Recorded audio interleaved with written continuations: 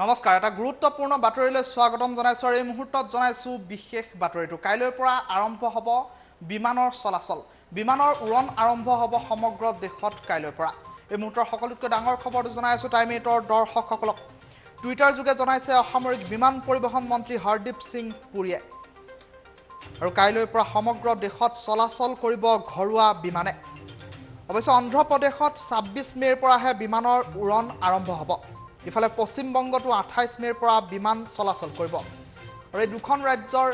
বাহিৰে সমগ্ৰ দেশতে ঘৰুৱা বিমানৰ চলাচল আৰম্ভ হ'ব কাইলৈৰ পৰা পশ্চিম বংগত 28 মেৰ পৰাহে চলিব বিমান আৰু অন্ধ্ৰ প্ৰদেশত 26 মেৰ পৰা চলিব বিমানসমূহ আৰু গুৱাহাটীকে ধৰি সমগ্ৰ অসমত কাইলৈৰ পৰা বিমানৰ উৰণ আৰম্ভ হ'ব আৰু কাইলৈৰ পৰা সমগ্ৰ দেশত চলাচল কৰিব ঘৰুৱা বিমানসমূহে টুইটাৰ যোগে জনাইছে অসামৰিক বিমান পৰিবহণ মন্ত্ৰী হৰদীপ সিং পুৰীয়ে টাইমেটৰ দৰ্শকসকলক টাইমেটৰ স্ক্ৰীনত দেখুৱাই আছো সেই বিশেষ টুইটটো আৰু মন্ত্ৰী ডক্টৰ হিমন্ত বিশ্ব শৰ্মাই আজি দিনৰ ভাগত সংবাদমেল সম্বোধন কৰি এই কথা উল্লেখ কৰিছে আৰু কাইলৈ দিনটোৰ পৰা প্ৰতিদিনাই প্ৰায় 32খনতকৈ অধিক বিমান অসমলৈ আহিব এই কথাও উল্লেখ কৰিছে আৰু সেই সন্দৰ্ভত বহুকেইটা গুৰুত্বপূৰ্ণ নিৰ্দেশাৱলীও প্ৰেৰণ কৰা পৰিলক্ষিত হৈছে মন্ত্ৰী ডক্টৰ হিমন্ত বিশ্ব শৰ্মাই এই সন্দৰ্ভত সংবাদমেল যোগে সদৰি কৰিছে বহুকেইটা গুৰুত্বপূৰ্ণ তথ্য এই সন্দৰ্ভত আমি অধিক তথ্যৰ বাবে নিউজ ৰুমৰ পৰা সংযুক্ত হৈছো এছ'চিয়েট এডিটৰ জ্যোতিদীপ বৈশ্যৰ সৈতে হয় জ্যোতিদীপ বৈশ্য মই আপোনাৰ কাষলৈ গৈছো জ্যোতিদীপ হয় ঋতু মই ইতিমধ্যে আপুনি জনাইছে যে কাইলৈৰ পৰা সমগ্ৰ দেশতে বিমান সেৱা মুকলি কৰা হ'ব গুৱাহাটীতো মুকলি কৰা হ'ব আৰু কাইলৈ প্ৰায় 32খনকৈ বিমান অহাৰ সম্ভাৱনা আছে সেই কথা ডক্টৰ হিমন্ত বিশ্ব শৰ্মাই কৈছে যিসকল বিমানৰ জৰিয়তে কাইলৈ অসমলৈ আহিব তেওঁলোকৰ বাবে কিছুমান নিয়ম দিয়া হৈছে এই নিয়মসমূহ প্ৰতিগৰাকী যাত্ৰীয়ে মানি চলিব লাগিব কি নিয়ম দিয়া হৈছে এই মুহূৰ্তত দেখুৱাম ডক্টৰ হিমন্ত বিশ্ব শৰ্মাই এই নিয়মৰ কথা উল্লেখ কৰিছে মই ভিডিঅ' জাৰ্নেলিষ্ট বিমল পুদ্দাৰক অনুৰোধ কৰিছোঁ এই সমগ্ৰ এছঅপিৰ কথা জনাবলৈ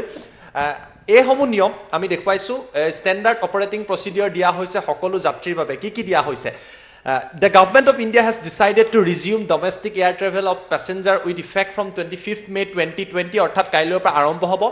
in order to ensure the safety of the passenger during prevailing circumstances due to COVID-19 pandemic, health protocols are hereby prescribed for compliance in respect of air passenger on arrival and departure within the state of Assam, which will be implemented in conjunction with guideline issued by Ministry of Civil Aviation. অৰ্থাৎ অসমলৈ অহা প্ৰতিগৰাকী বিমানৰ যাত্ৰীয়ে এই নিয়মসমূহ মানিব লাগিব কি নিয়ম মানিব লাগিব facility for plan exit of passenger কি এৰেঞ্জমেণ্ট কৰা হৈছে এই যিসকল যাত্ৰী আহিব তেওঁলোকে যাতে পৰ্যায়ক্ৰমে এটা নিৰ্দিষ্ট অংশৰ মাজেদি যাতে যাত্ৰা কৰিব পাৰে তাৰ বাবে বিভিন্ন ব্যৱস্থা কৰা হৈছে deputy commissioner will set up thermal scanning booth manned by medical staff অৰ্থাৎ বিমানবন্দৰত থাৰ্মেল স্কেনিং বুথৰ ব্যৱস্থা কৰা হৈছে ডিচি অৰ্থাৎ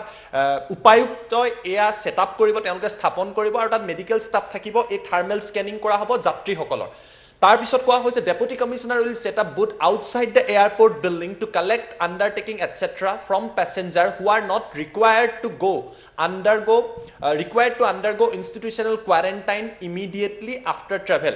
যিসকলক বিভিন্ন ভাগত ভাগ কৰি দিয়া হৈছে যে ইনষ্টিটিউচনেল কোৱাৰেণ্টাইনত একাংশ লোক যাব নালাগে তেওঁলোকৰ আণ্ডাৰটেকিং লোৱা হ'ব তাৰ বাবে ব্যৱস্থা কৰা হ'ব এইসমূহ ব্যৱস্থা কৰা হৈছে তৃতীয়টো গুৰুত্বপূৰ্ণ কথা কোৱা হৈছে deputy commissioner will ensure the social distancing hygiene is maintain outside the airport by airport authority of India সামাজিক দূৰত্ব আৰু চাফ চিকুণতা যাতে সকলোৱে মানি চলে এই ক্ষেত্ৰত গুৰুত্ব দিবলৈ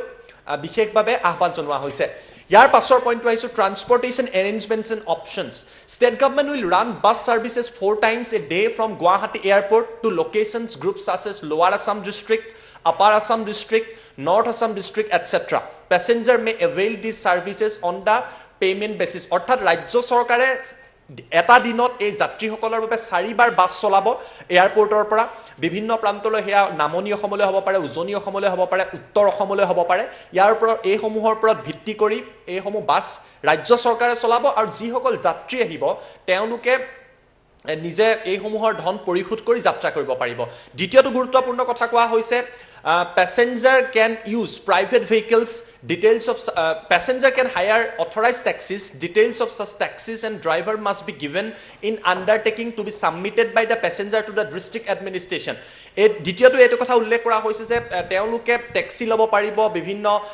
অথৰাইজ কৰা যিসমূহ অনুমতি প্ৰদান কৰা হৈছে এই টেক্সিসমূহ তেওঁলোকে ব্যৱহাৰ কৰিব পাৰিব এয়াৰপৰ্টৰ পৰা তেওঁলোকৰ ডেষ্টিনেশ্যন অৰ্থাৎ গন্তব্যস্থানত ব্যৱহাৰ কৰাৰ বাবে কিন্তু তাৰ বাবে জিলা প্ৰশাসনৰ অনুমতি তেওঁলোকক প্ৰয়োজন হ'ব সেই কথাও কৈ দিয়া হৈছে passenger can use private vehicles details of such vehicles and driver must be given in the undertaking to be submitted by the passenger district administration এই কথা উল্লেখ কৰা হৈছে আৰু বিভিন্ন নিয়ম দিয়া হৈছে government সেক্টৰছ visitor may use government allotted vehicles চৰকাৰী বিষয়াসকলে চৰকাৰে দিয়া বিভিন্ন ভেহিকল ব্যৱহাৰ কৰিব পাৰিব সকলোৱে সামাজিক দূৰত্ব মানি চলিব লাগিব আৰু এইসমূহ নিয়ম কিয় দিয়া হৈছে আটাইতকৈ গুৰুত্বপূৰ্ণ কথা এইটো বিভিন্ন নিয়ম দিয়া হৈছে এনে নিয়ম দিয়াৰ মূলত এটাই কাৰণ আছে যে অতি দিনটোত কৰোনাত আক্ৰান্ত প্ৰতিদিনেই লোকৰ সংখ্যা বৃদ্ধি পাই গৈ আছে আৰু এই মুহূৰ্তটো এই বাতৰি দি থকাৰ মাজত পুনৰবাৰ ৰাজ্যত কোভিডত আক্ৰান্ত লোকৰ সংখ্যা বৃদ্ধি কৰে ভিডিঅ' জাৰ্নেলিষ্ট বিমলক মই অনুৰোধ কৰিছোঁ এয়া ডক্টৰ হিমন্ত বিশ্ব শৰ্মাই জনালে যে 14 গৰাকী নতুনকৈ এই মুহূৰ্তত পুনৰবাৰ কোভিডত আক্ৰান্ত হৈছে এয়া ডক্টৰ হিমন্ত বিশ্ব শৰ্মাৰ টুইট এই বাতৰি দি থকাৰ মাজতে 14 জন নতুনকৈ আক্ৰান্ত হৈছে ইয়াৰে 5 গৰাকী হুজাই জিলাৰ 5 গৰাকী কামৰূপ জিলাৰ 2 গৰাকী কামৰূপ মেট্ৰৰ 1 গৰাকী নগাঁৱৰ আৰু 1 গৰাকী ইষ্ট কাৰ্বি আংলঙৰ এতিয়া সৰ্বমুঠ 392 লৈ বৃদ্ধি পাইছে নতুনকৈ 14 জন আক্ৰান্ত হল ইয়াৰে 328টাই এক্টিভ কেसेस 57 গৰাকীক ডিসচাৰ্জ দিয়া হৈছে 4 গৰাকীৰ মৃত্যু হৈছে 3 গৰাকীক মাইগ্ৰেট কৰা হৈছে গতিকে আপোনালোকে গম পাই যে 14 গৰাকী নতুনকৈ আক্ৰান্ত হৈছে আৰু আক্ৰান্ত হোৱাৰ সংখ্যাটো এই মুহূৰ্তত ৰাজ্যত অতি দ্ৰুত গতিত ৰেপিডলি বৃদ্ধি পাইছে ডক্টৰ হিমন্ত বিশ্ব শৰ্মাই কৈছে যে কাইলৈ দিনটো ৰাজ্যবাসীৰ বাবে প্ৰত্যাহ্বানৰ দিন হ'ব কিয়নো যদি হসাকৈ 32খন প্ৰায় 32খন বিমান অহাৰ সম্ভাৱনা আছে এই সংখ্যা আৰু হয়তো বৃদ্ধি পাব পাৰে বিমানৰ মাজত সামাজিক দূৰত্ব কম থাকে ৰেলতকৈ যেহেতু তেওঁলোকৰ স্পেচ কম গতিকে নতুন কেছ আহিয়ে আছে ৰাজ্যৰ বিভিন্ন প্ৰান্তৰ পৰা 392 হৈছে 14 গৰাকী নতুনকৈ আক্ৰান্ত হৈছে মই টুইটটো দেখুৱাইছো য'ত লিখিছে তেওঁ 14 নিউ কেसेस অফ কোভিড-19 confirm 5 from Huzai, 5 Kamrup, 2 Kamrup Metro, 1 Nogao, 1 East Karbi Anglong, and total cases is 392, recovered 57, active cases 328, death 4, migrated 3. গতিকে প্ৰতিটো মুহূৰ্তত বৃদ্ধি পাই গৈ আছে আজিৰ দিনটোতে এই মুহূৰ্তত বৃদ্ধি পাই গৈ আছে গতিকে তাৰ বাবে ৰাজ্য চৰকাৰে সতৰ্কতামূলক ব্যৱস্থা ল'বলগীয়া হৈছে বিমানত এতিয়া মানুহ আহিব ইয়াৰ আগতে ৰেলত আহি আছিল সমগ্ৰ দেশৰ পৰা খুলি দিয়া হ'ব পশ্চিমবংগ আৰু অন্ধ্ৰপ্ৰদেশৰ পৰা এই মুহূৰ্তত নাহে কিন্তু তাক বাদ দি ভাৰতৰ প্ৰতিটো প্ৰান্তৰ পৰা এই লোকসকল আহিব আৰু তেওঁলোকে এইদৰে বিভিন্ন নিয়ম মানি চলিব লাগিব এই সকলো এছঅপি দিয়া হৈছে কিছুমানক এক্সামপশন দিয়া হৈছে কোৱাৰেণ্টাইনৰ পৰা আমি তাৰ তথ্য অলপ আপোনালোকক জনাই দিম কাক এক্সামপশন দিয়া হৈছে যিসকলে আহি এদিনতে উভতি যাব তেওঁলোকক এক্সামপশন দিয়া হৈছে গভৰ্ণমেণ্ট অফ ইণ্ডিয়ান ষ্টেট অফিচিয়েলক এক্সামপশন দিয়া হৈছে মিলিটাৰী এণ্ড পেৰামিলিটাৰী পেছেঞ্জাৰক এক্সামপশন দিয়া হৈছে কিন্তু আগতীয়াকৈ তেওঁলোকে অনুমতি ল'ব লাগিব গৰ্ভৱতী মহিলা 75 বছৰৰ ঊৰ্ধ্বৰ ব্যক্তি 10 বছৰতকৈ কম বয়সৰ শিশু আৰু তেওঁলোকৰ পিতৃ মাতৃ দিব্যাংগসকলক তেওঁলোকক এক্সামপশন দিয়া হৈছে তেওঁলোকে ইনষ্টিটিউচনেল কোৱাৰেণ্টাইনত থাকিব নালাগে বিমানত যাত্ৰা কৰাৰ পিছতো তেওঁলোকে হোম কোৱাৰেণ্টাইনলৈ যাব পাৰিব এইদৰে বিভিন্ন নিয়ম বনাই দিয়া হৈছে ডক্টৰ হিমন্ত বিশ্ব শৰ্মাই সংবাদমেলত এই কথা জনাইছে কিন্তু মূল কথাটো হৈছে ঋতু এই মুহূৰ্তত যে ৰাজ্যত প্ৰতিটো মুহূৰ্ততে কৰোনাত আক্ৰান্ত লোকৰ সংখ্যা বৃদ্ধি পাই গৈ আছে এটা আমি স্পাইক দেখিছো বিভিন্ন জিলাত আক্ৰান্ত নতুনকৈ 14 গৰাকী আক্ৰান্ত হল গতিকে সাৱধানতা সকলোৱে ল'ব লাগিব আৰু এই সাৱধানতা সময়ৰ লগে লগে চৰকাৰে আৰু কটকটীয়া কৰিব ৰুথলেছ কোৱাৰেণ্টাইন কঠোৰভাৱে কোৱাৰেণ্টাইন কৰিব যাতে চৰকাৰখনে লোকসকলক সুৰক্ষিত কৰি ৰাখিব পাৰে তাৰ ব্যৱস্থা কৰিব বিমানত কাইলৈ যিসকলে অসমলৈ আহিব তেওঁলোকেও এই কথাটো মনত ৰখা উচিত সকলো নিয়ম নীতি মনাৰ পাছতহে তেওঁলোকক আসলতে বিমানবন্দৰৰ পৰা হয়তো কিছুমান ইনষ্টিটিউচনেল কোৱাৰেণ্টাইনত যাব কিছু সংখ্যক হোটেলত যাব কিছু সংখ্যক নিজৰ ঘৰলৈ যাব কিন্তু নিয়ম সকলোৱে মানি চলিব লাগিব ধন্যবাদ জ্ঞাপন কৰিছোঁ এয়া আছিল এছ'চিয়েটেড এডিটৰ জ্যোতিদীপ বৈশ্যৰ সবিশেষ বিস্তৃত তথ্য দাঙি ধৰিলে এই মুহূৰ্তৰ সকলোতকৈ ডাঙৰ খবৰটো জনাই আছোঁ টাইম 8ৰ দৰ্শকসকলক ৰাজ্যত পুনৰ বৃদ্ধি পাইছে কোভিড-19ত আক্ৰান্তৰ সংখ্যা অসমত পুনৰ 14 জন আক্ৰান্ত হৈছে নতুনকৈ কোভিড-19ত এই মুহূৰ্তৰ সকলোতকৈ ডাঙৰ খবৰটো জনাই আছোঁ আৰু অসমত কোভিড-19ত আক্ৰান্তৰ সংখ্যা বৰ্তমান সময়ত 392 জনলৈ বৃদ্ধি পাইছে আৰু ক্ৰমাৎ বৃদ্ধি পাই আছে কোভিড-19ত আক্ৰান্তৰ সংখ্যা অসমত পুনৰ 14 জনৰ দেহত ধৰা পৰিছে কোভিড-19 পজিটিভ আৰু অসমত পুনৰ 14 জনৰ দেহত কোভিড-19 ধৰা পৰাৰ পাছতে এতিয়া শংকিত হৈ পৰিছে সমগ্ৰ অসমবাসী আৰু অসমত কোভিড-19ত আক্ৰান্তৰ সংখ্যা বৰ্তমান সময়ত 392 জনলৈ বৃদ্ধি পাইছে কিছু সময় পূৰ্বে মন্ত্ৰী ডক্টৰ হিমন্ত বিশ্ব শৰ্মাই টুইটাৰ হেণ্ডেলযোগে প্ৰকাশ কৰিছে এই কথা আৰু ইয়াৰ ভিতৰত 5জনকৈ লোক হোজাইৰ বুলি জানিব পৰা গৈছে আৰু 5জন কামৰূপ মহানগৰৰ বুলি জানিব পৰা গৈছে আৰু কামৰূপ মহানগৰৰ